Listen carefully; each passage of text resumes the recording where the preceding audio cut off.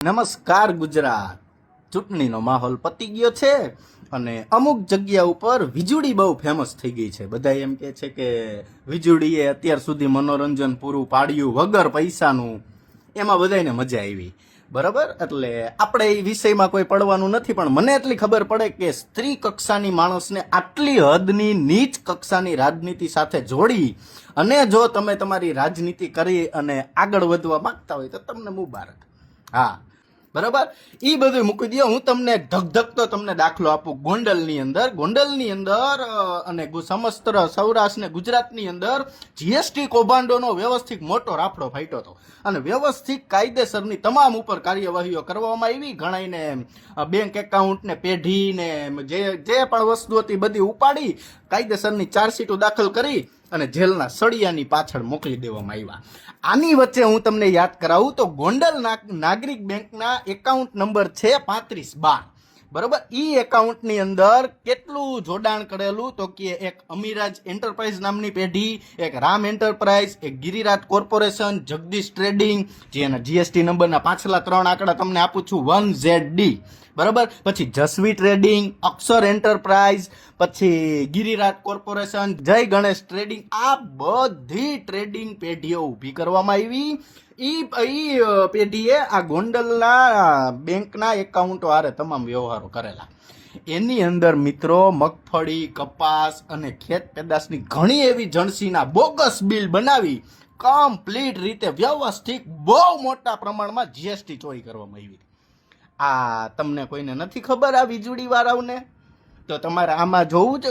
તમારા ઘરની આંગણે આવડું મોટું કૌભાંડ આલે અને ગોંડલ નાગરિક બેંકની અંદર એનો વ્યવહાર થાય અને જો તમને ખબર ન હોય તો આ વાતમાં માલ નહીં. બરોબર, એટલે વીજળી ને દલાલ ને દલાલ આ બધા તરફ ધ્યાન ના દેવું જોઈએ.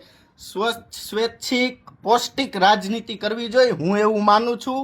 અને મને એટલી ખબર પડે છે કે આવનારા દિવસોમાં આ પૌષ્ટિક રાજનીતિ મેં તમને અપનાવી અને આ તમામ પેઢી ઉપર કાયદેસરની કાર્યવાહી કરજો કે જેથી કરીને મારે આના એકાઉન્ટ સ્ટેટમેન્ટ ના મૂકવા પડે. કે પછી આ પેઢીની અંદર એક બહુ મોટા માણસનું મોટા માથાનું નામ છે એટલા માટે તમે આ પેઢીના લોકો ઉપર કોઈ કાર્યવાહી નથી કરતા. એ તમે જોજો 8438 ને વાહે કંઈક આવે છે એ નંબર વાળાનું મારી પાસે કોલ રેકોર્ડિંગ આવેલું છે. બરોબર છે, 3 જણા તમે વાતચીત કરો છો ને કેટલા રૂપિયામાં કેટલું થયું બધું મારી પાસે પુરાવા સહિત આવેલું છે. તો આ ગોંડલના વીજળી કેવા વાળા કે લોકો ક્યારે ગોંડલની અંદર આવા સરકારને ડામ લાગે, આનાથી સરકારને નુકસાન થાય અને સરકારને બહુ મોટું જીએસટી ચોરી કરી નુકસાન કરેલું છે આખી ગેંગે. તો સરકાર શું એની ઉપર કાર્યવાહી કરશે? આ ગોંડલની જનતાને અત્યારે જાણવામાં રસ છે, બાકી બધું ભૂલી જાઓ. જય સરદાર. અને 2027માં ઓલા ભાઈ વગાડીને કહેતા હતા ને આમ થાળી, આપણે જ આમ થાળી વગાડીને નહીં પણ આપણે બાટલો વગાડીને કહી છીએ 2027માં ભાજપની જ સીટ આવશે ગોંડલની અંદર. કેની? ભાજપની જ. એટલે ઈ 2027ની વાત છે. અત્યારની વાત પ્રમાણે આ તમામ પેઢીના ગોંડલના નાગરિક બેંકના એકાઉન્ટ નંબર 3512ની અંદર જેટલા ટ્રાન્ઝેક્શનો થયા ને એટલા બધા ટ્રાન્ઝેક્શનો હું તો કહું મીડિયાની પ્રેસ બોલાવીને જાહેર કરી દેવા જોઈએ. અને જેમાં જેટલા મોટા મોટા માથાઓ એમાં હલવાયેલા હોય ને બધાએ હાથ ઊંચા કરીને કહી દેવું છે કે અમારો આમાં હાથ નથી, એટલે કાયદેસરની કાર્યવાહી થાય. બસ આટલું ગોંડલની જનતાને જાણવામાં રસ છે. બાકી આ વીજળી ઓલું આ બધું જૂનું થઈ ગયું, નાનપણનું.